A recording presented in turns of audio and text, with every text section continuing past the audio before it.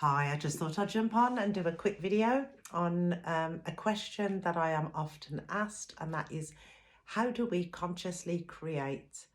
And what is conscious manifestation? How does it work? How do we know we're doing it? There's so many questions about it.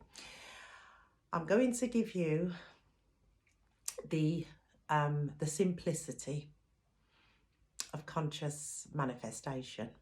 Okay, you are the self. Another word is awake, awakened, self-realized, present. Okay, that is the first thing that you are.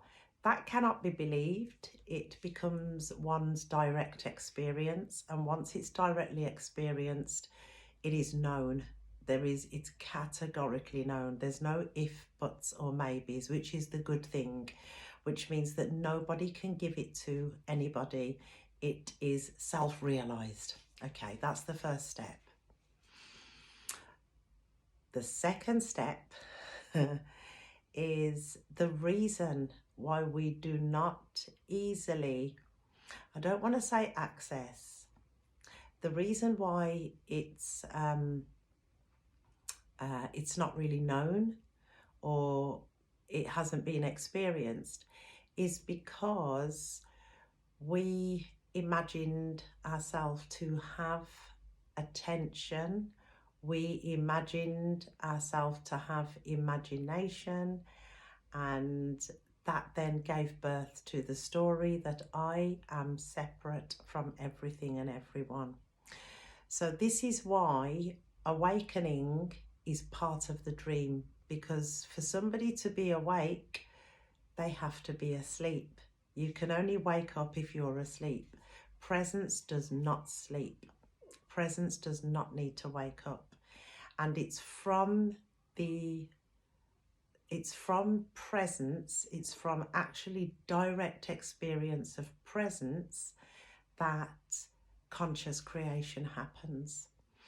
So why isn't it easy? It's not easy because of all the programs that we've collected and accumulated over thousands of years.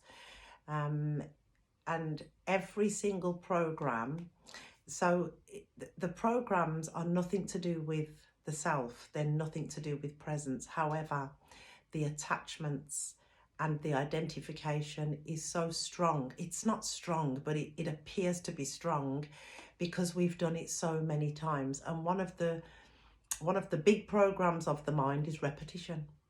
And that is why if you want to create something, you want to create, I don't know, I'm just going to pick on something. You want to create a new house, a new home, a new environment, you want to take on a new job, or you feel a sense of purpose.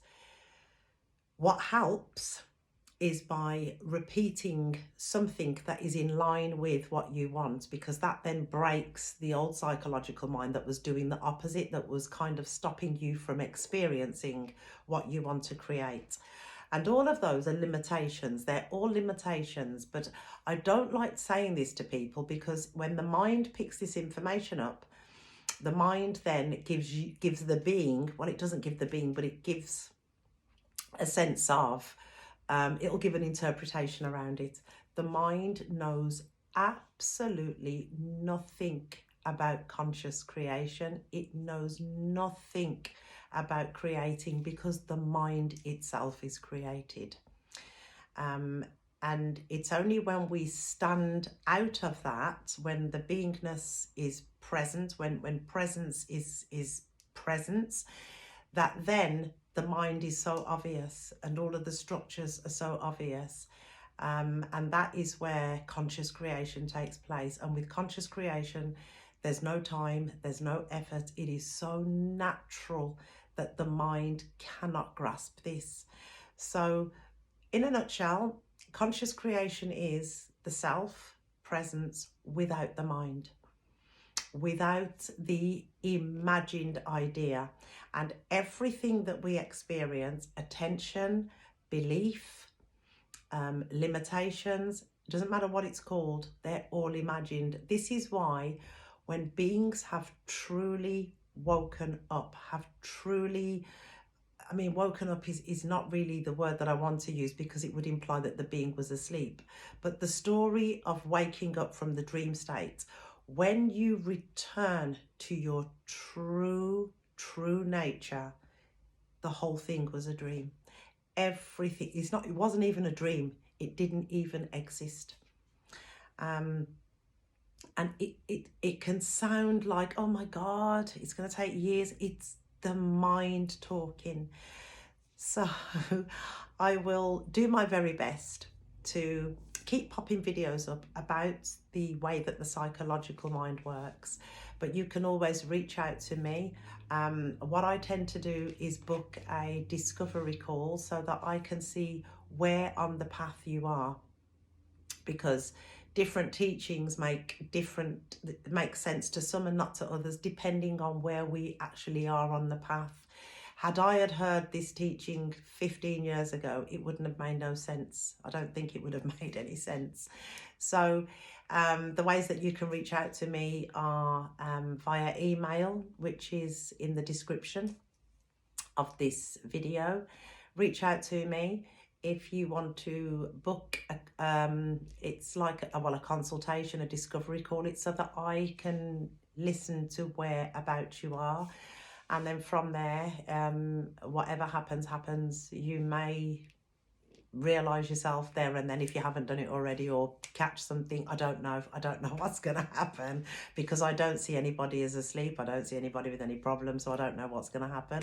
But I'm most certainly open to work with people on a one-to-one basis. I also have programs. We've got Colette Whiteman, and I have got some I've got a retreat coming up, which is for the 18th of February this year. If you're watching this video afterwards, then there's more than likely going to be more retreats, because we really enjoyed creating this together. And we find it a very useful way to share and point and help people. So yeah, that's it really. It's not an easy thing to talk about, because I don't really like to talk about what is not real. I could very well speak about, oh yes, you need to focus on this, and no, I'll tell you the truth. The attention is imagined. It's so subtle. Attention is imagined. So it's about coming back to presence. Not that you ever left, but returning to your natural state. It's the presence of, call it the presence of God, call it the self. It doesn't really matter what you call it. It's indescribable. Words do not do who you are any justice, but words are accepted. They're not shunned. It's returning there. Once the being is in its rightful place as presence, everything falls away. And that is where, if you've ever bought the book The Greatest Secret, Mooji says one sentence. I think it's Mooji. I love Mooji. I think it's Mooji that says it, that I know Rhonda goes ahead and says it in the book, that the only thing from stopping us from experience and being our true nature is one thought. And that one thought is imagined attention, which then gives birth to belief, identities. So all of those things are the stickiness. But because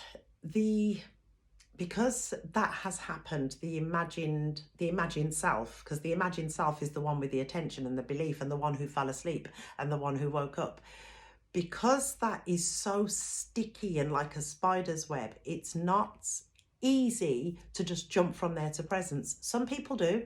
I'm not saying it's not impossible, but even when you jump back to presence, there's a big program. It doesn't just fall away. The only way that it dissolves quicker is if you are able to lock yourself away, zip yourself up in presence, and have nothing to do with no one. And even then, the mind, if you don't understand the mind, I kid you not, it is the trickery. It should just be called the trickery tool. We should not call it mind, call it the trickster. And that's what I do. There's knowledge that effortlessly comes to explain what that mind does. So I don't teach about the mind because there's nothing to teach about it. But what I do is I point to what the mind does, how it does what it does. And it doesn't have that much power. The mind is only there when we imagine ourselves to be a body. And once we imagine that we've got a body, that's it. We can, all sorts of things can happen, or everything. That's where the whole of problems are, and looking for solutions and wanting to wake up. It just, the story, it's like opening an ant's nest. You see one ant and you follow it, and then you see hundreds of ants, and then you move, and then you see billions of them. That's what the mind does. It multiplies so quickly, and it saps the energy. The only reason why we can experience suffering is because there's not enough presence power. So if you are able to sit in presence, and because the silent, it's like silent teachings do it, the realization, you find yourself actually directly experiencing your true nature and the mind. I hope that's been useful. It's always a pleasure to jump on, and I know I haven't been on as often as I would like to, but I'm hoping that that's going to change soon. Thank you so much. Don't forget, you can reach out to me. My email address is below. I also have a website, that's also going to be below if you want to jump on there and have a look. You may want to, you may not want to, but whatever you're doing, just know that you are beyond perfection.